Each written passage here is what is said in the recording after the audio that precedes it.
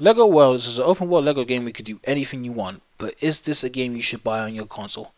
I'm the recent Duality game here giving you my personal experience of Lego Worlds. Two reasons why I bought this game. I bought this because it's been on my Steam wishlist since 2016, and right now we're on May of 2017.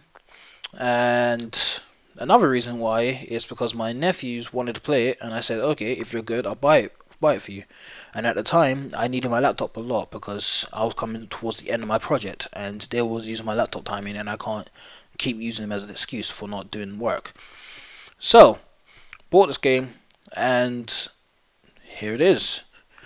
The game starts off with a little narrative where you're trapped in an island, your ship's run out of fuel, you need to collect 3 or 5 gold bricks. I can't remember because it's been so long since I've played the intro.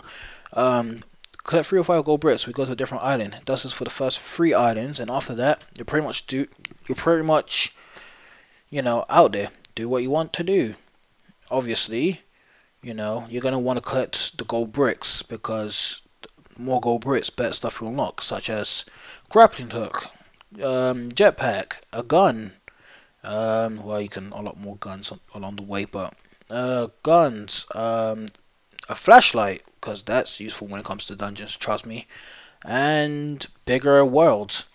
What I mean by bigger worlds is the worlds are split up into 3 categories. There is small worlds, which you first explore when you've hit around, I think it's around 25 or 50 gold bricks. You get medium-sized worlds where it comes up to 2 environments, and then when you hit about 75 or 80, you hit the massive worlds, or big worlds they call it, or large worlds. And whatever you want to call it, and that comes up to about 3 environments. One thing this game will tell you from the get-go is use your discovery tool, and trust me, you'll be using that a lot. If you want to build your perfect utopia, like, I don't know, have your own Lego City game, have your own Lego City environment, you're going to need to use your discovery tool to discover a lot of things. You'll find yourself on the discovery tool like 80% of the time. Oh look, a new island, let's take out my discovery tool. Have I discovered that? Nope, press that. Have I not discovered that? Nope, press that. And once you've discovered all of these things, you have to purchase this with the in-game studs, which are easy to come by. Break this, you get like about 1,000 studs. So break a lot of things. 10,000 studs, simple. So the money bit is not an issue. The gold bricks, I'm stuck at 84 because I'm on the large worlds. I'm on the final part of the worlds before you get to the 100 gold bricks mark. Because when you hit 100 gold bricks, you can make your own island. And when you make your own island, you know, I want to build my own island from scratch. You know, I just want to be creative, as creative as I wanted to be. But I need to grind for 100 gold bricks, and trust me, that is a pain in the ass to do. There's 3 ways of getting a gold brick. 1, doing character missions, which characters can ask you for up to bring in stuff, take a photo of stuff, building a little house or a big house or whatever they want, and painting. That's not too bad, except for the bringing and taking photos of stuff, because the bringing stuff can include things that's not in their world, meaning you have to go to another world to get that stuff, to go back to the same world to give them back the stuff to get their gold brick. And that's the same thing with taking the photos. I want to take a photo of this stuff. Okay, I need to discover this stuff so I could buy it, and you know, buy it so I could use it on that world and take a picture of it in front of you. It's time consuming. The protection way is when you find a gold brick. If you find a person holding a gold brick in the middle of nowhere, and you see about 3 or 4 monsters or enemies coming up to them, you have to beat all these monsters and enemies, and you get a gold brick at the end of it. Problem is, the combat mechanics sucks. I rarely use the word sucks in the game, but it sucks. Like, this game wasn't built for having combat mechanics whatsoever. I felt like it feels like it was just like last added. It was just like, here, let's just add in the combat mechanics. And if you want to use a weapon to fight against these monsters, just make sure you're running around with a weapon before you get into a fight. Because if you're not, getting towards the discovery tool to go pick up a level, no, it was inventory. Discovery tool or inventory to pick up a weapon is time consuming. and by then the person you're trying to protect is already dead. The third way of getting the gold bricks, is mining for them. I mean, literally mine for them. You can do it my way, which is use the scale tool and remove like a big circle or square around a gold pillar, which is usually indicates if there's a gold brick there, and just keep mining down until you see a bright shining light, and that's usually where the treasure is. Go to the treasure, open the box, and I'd say 10% of the times gold brick. The rest of the times is either other Lego set, legendary fragments, and maybe some trees and stuff if you're lucky. I'm saying if you're lucky, like if you want trees and stuff when you're grinding for gold bricks, it's not a good thing. This game, I would praise it for is the fact that you need to work for everything. If you want to build your Lego Utopia, you have to work for it. You need to go get every item you need, every brick, every character, every plant, everything, literally everything, and that's done in numerous ways. Like, you know, getting the bricks, you need to find these little green bastards that pops up randomly and runs around with a gold brick with a brick in the hand. I almost said gold brick because gold brick's such a common thing in the game. You know, he runs around with a brick in the hand. If they run into the water, don't bother. You can chase them back to land, but by then you probably get bored of chasing them and thought they'll come back again. And the discovery tool will be your next way of obtaining this. If you're like me and you see a building that's like, oh, that's too complex for me to build, I'm not gonna spend hours on building that or replicating that. Copy, paste, done.